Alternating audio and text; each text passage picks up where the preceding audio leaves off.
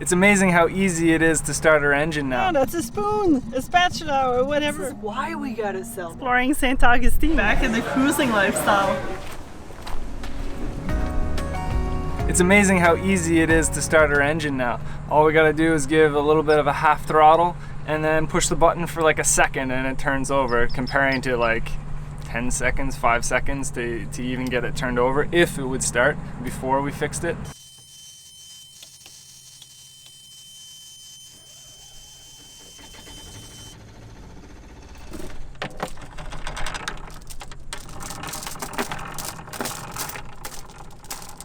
Oh, she's a muddy one.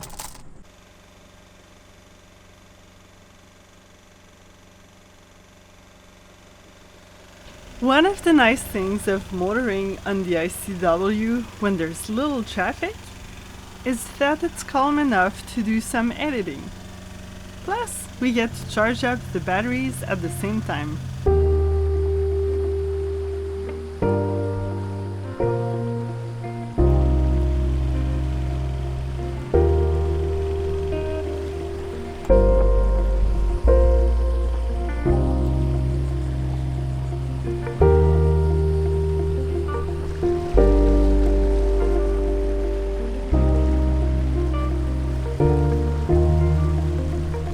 We finally have the current with us. It's kind of nice, going a little faster. Crescent Beach Bridge, this is northbound sailing vessel Wildly Intrepid requesting an opening.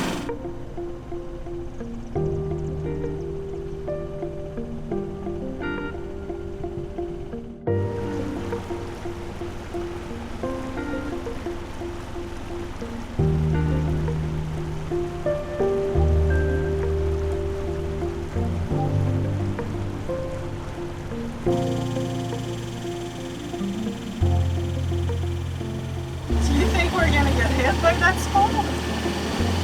Looks like we might. Hard to say though. Sometimes it just barely misses us. And we are turning this way, so I don't know.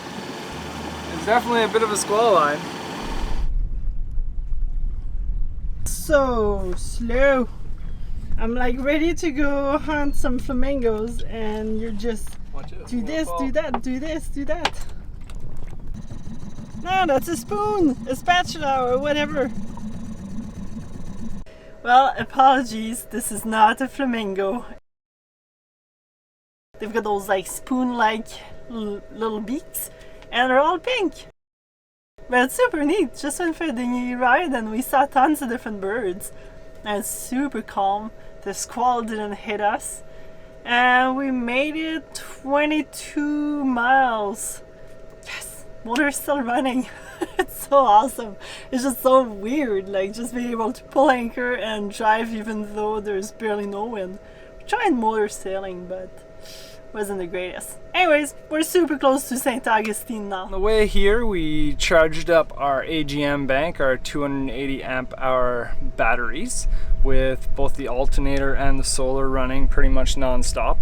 So we got them up almost to 14.5, pretty darn close to fully charged. And the reason why I wanted to do that was, well, I mean, it's always nice to fully charge your batteries, but I decided I wanted to check what the amp hour, the capacity of our batteries are before we consider getting lithium. So we're looking at a few different options for lithium. We're starting to think that we're leaning towards the building of our own batteries using cells and putting our own BMS on it so we can monitor everything, and we'll do a video dedicated to that whole system later. But first I want to see if the AGMs are even worth keeping at all. If they have, my guess is they have less than 50 amp hours. So we'll see how much they have. So right now I've got nothing connected to that bank right now. We're running on the other starter bank, and the solar's disconnected from it, so there's nothing charging it anymore. It went from like 14.4 down to 13.5, which is pretty like within a short period of time, because I think it's supposed to settle right around 13 volts. And now I'm running my desktop on the inverter. So we're just going to see, I've got a little meter on it that will tell us how much current is going through, and it basically calculates the amp hours. So just running the computer and I'm going to do a little bit of editing until essentially the alarm on the inverter goes off telling me that my batteries are too low. I'll probably have to maybe turn off the computer at one point before that happens, so it doesn't just shut off the computer and turn on like a light or something else that's not so heavy of a draw on it. But for the first little while, I'm going to use the computer because that's typically, between the fridge and the computer, those are our two biggest loads. So we're gonna see what we actually have left in our batteries. We've had them for over 2 years, almost 2 years now. Yeah, 2 years in August. But they have been plugged in most of the time. And I think the main issue with the degrading of these batteries is both not charging them to fully every day because we're not plugged into shore power. We have to solely rely on solar and the odd time we won't run the engine.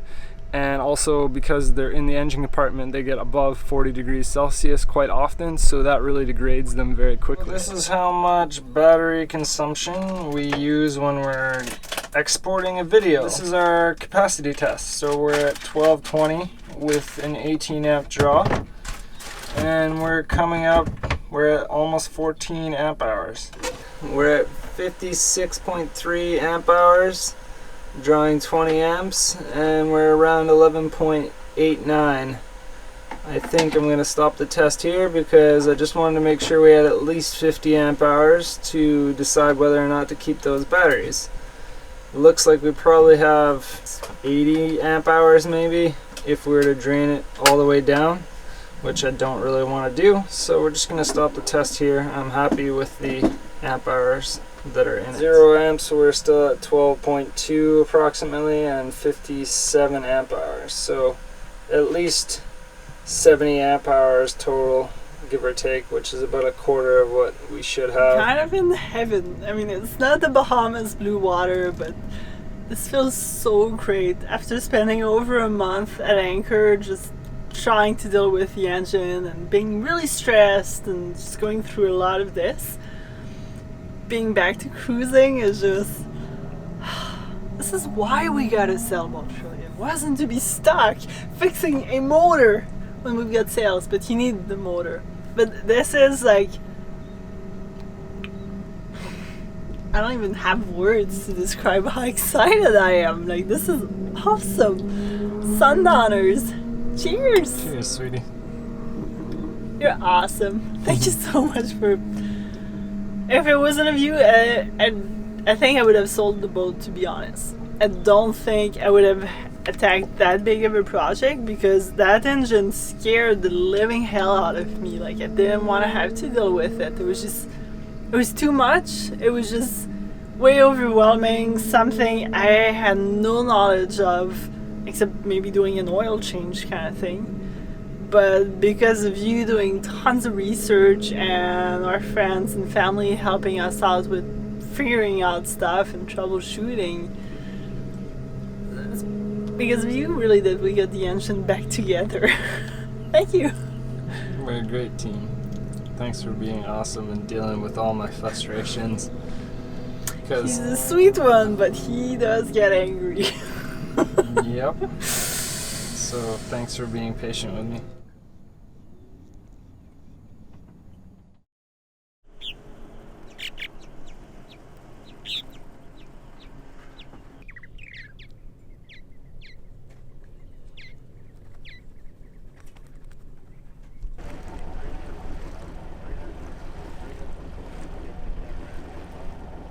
So it looks like the mooring balls start where those cats are and the red boat is.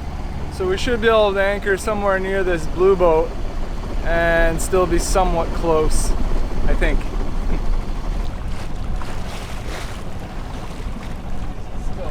Made it to St. Aug, but we're gonna do a little change of plans. Instead of anchoring on the other side of the mooring field, we're gonna go under the lift bridge and see if there's any good anchoring spots over there, because there is another anchorage over there. So we'll see how it goes.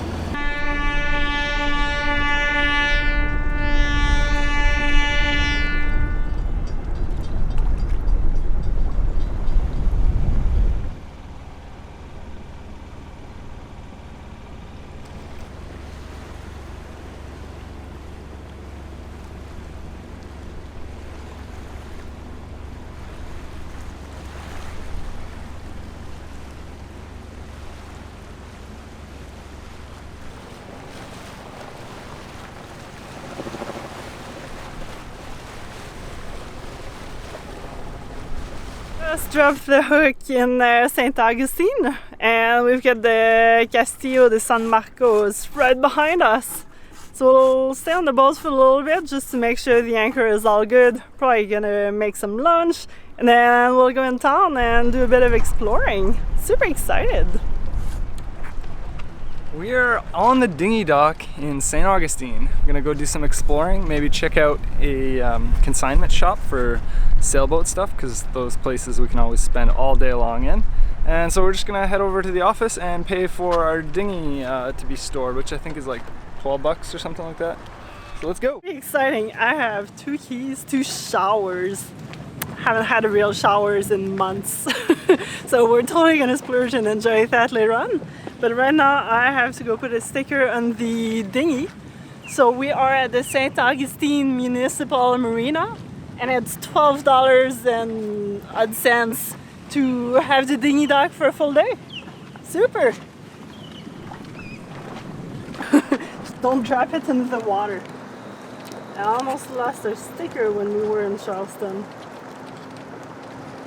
All stickered up and nowhere to go. Let's rock and roll. This is so exciting. Taking a shower. Last shower was back in the Bahamas at the very beginning of our trip when we had our dinghy die on us, and we ended up staying at Johnny's and Forrest's place on Andros Island.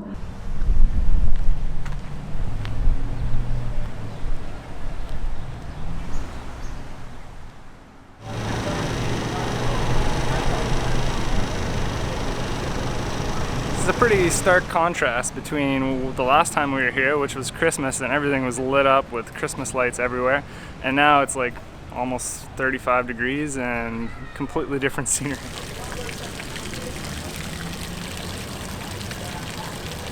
At the end of the first season, you would say the first of the hotel complex.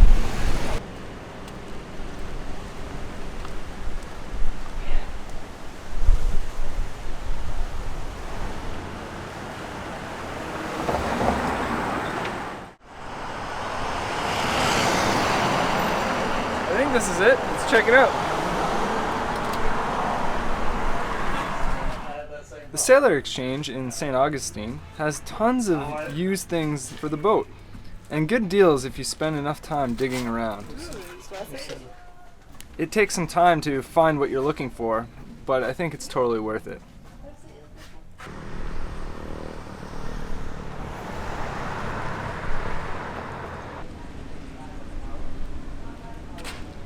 We walked all over the place. It really felt good stretching our legs and enjoying the different architecture of St. Augustine.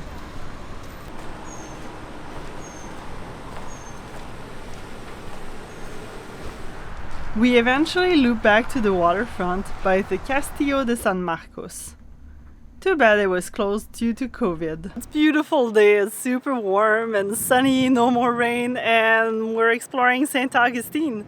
It's kind of weird, it's the first time I'm here without my sisters with me, which is odd, but exciting, exploring around, and we're gonna try to go see if our sailboat's still in the anchorage.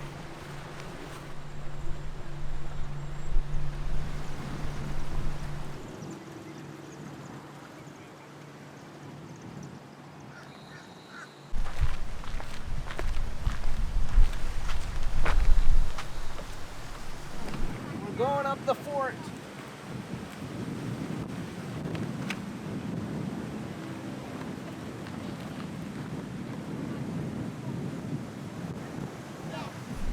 After making sure our sailboat was still safely anchored on the ICW, food was calling our name. After walking around and exploring, it really made us hungry, and we knew just the place to solve this problem.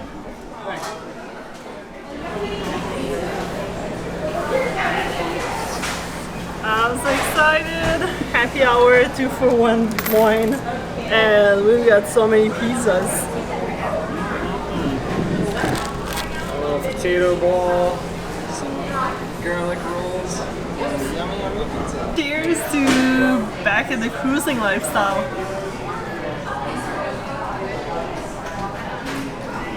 So we're Yum, yum. finally celebrating our having our engine. That's what we've been talking, how we needed to go out for a drink to be like, we get the working engine, but we never really did, so this is it. So what are you trying first? Okay, so this is an eggplant pizza. It's huge. That's a really big slice. Maybe I should have gotten 2 slices.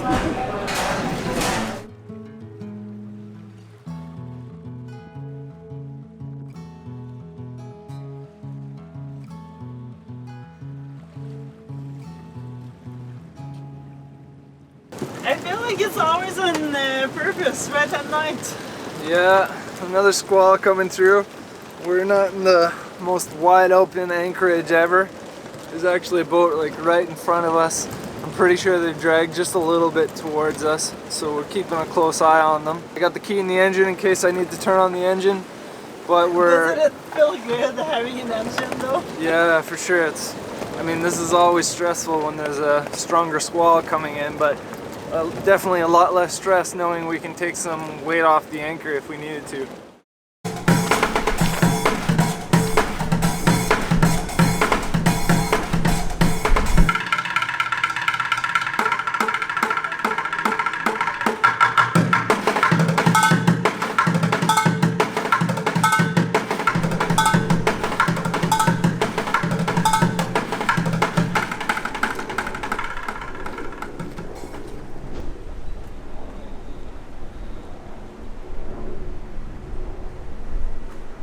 I love St. Augustine. It's like the oldest city in the United States, and right now it's Monday, so we came back to town because it's so quiet. There's nobody around compared to the weekend, so time for some more exploration.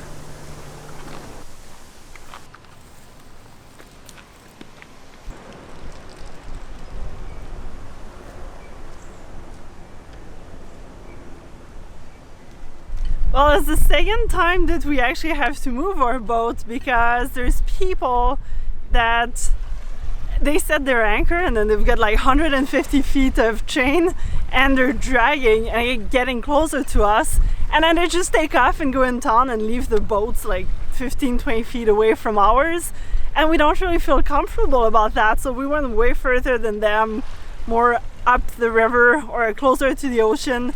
And hopefully we don't have to move again, because it sketches me out when you wake up and there's boats right next to you. Ooh. Cicadas, they're so loud. Welcome to Villano Beach.